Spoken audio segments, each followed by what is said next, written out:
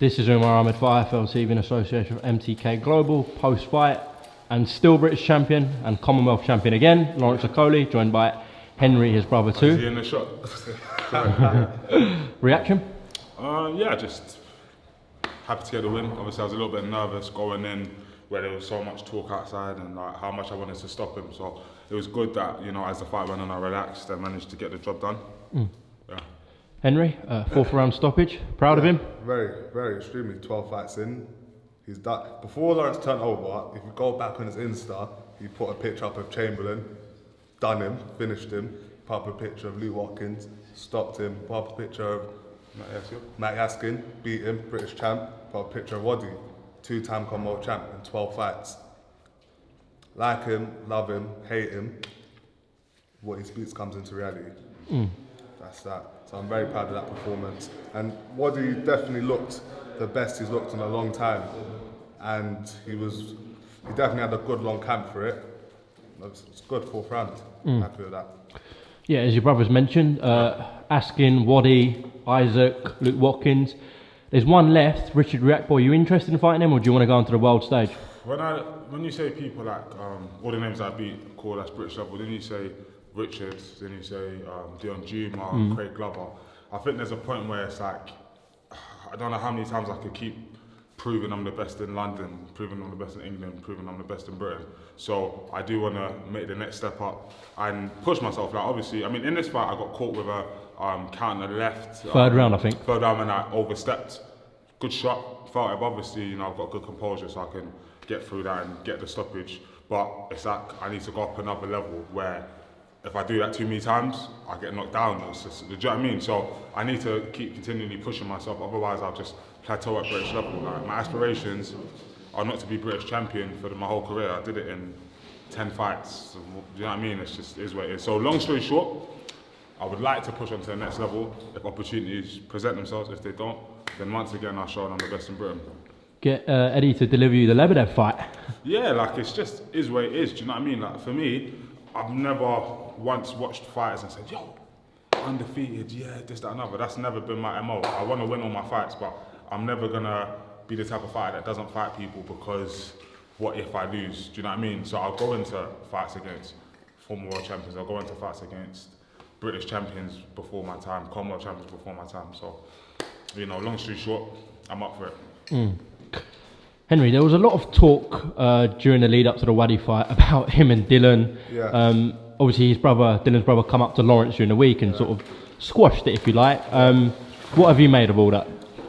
What I made of it was my personal opinion. I rate Dylan's brother for that because that was a very mature adult thing to do. But the only thing is, personally, I feel it was quite irresponsible of Dylan, as someone in the position he's in, to say the things he was saying.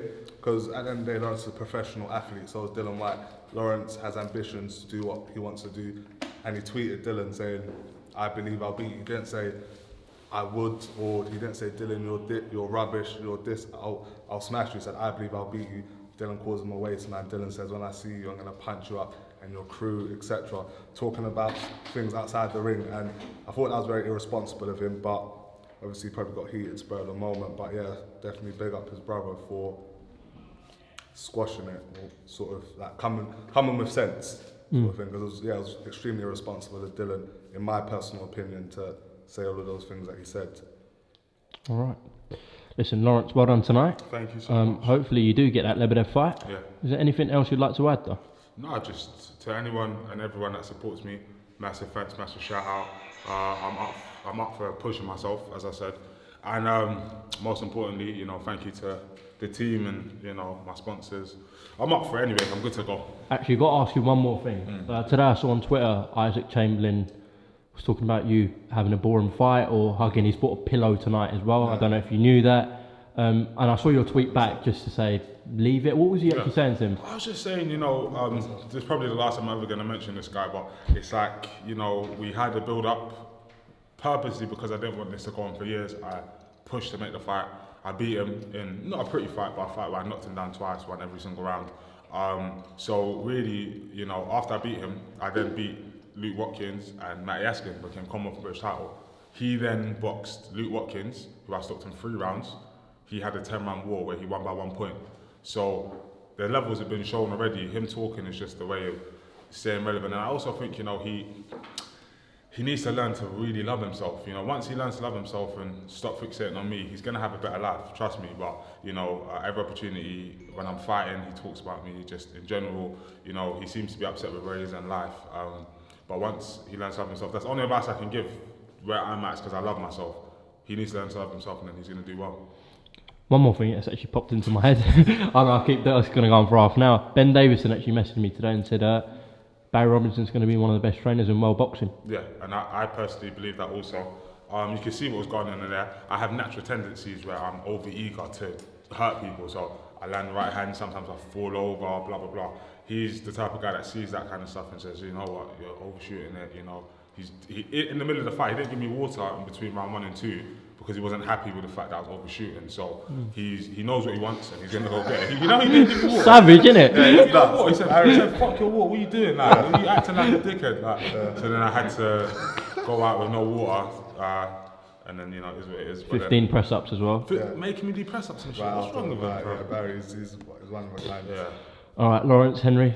Quickly, Omar, you look like you're doing very well, mate. Keep it up. Omar, Omar, doing keep it up, mate. You look like you're doing very well. All right, boys. See it, mate. Thanks for coming to IFL TV, and we'll catch up soon. For sure.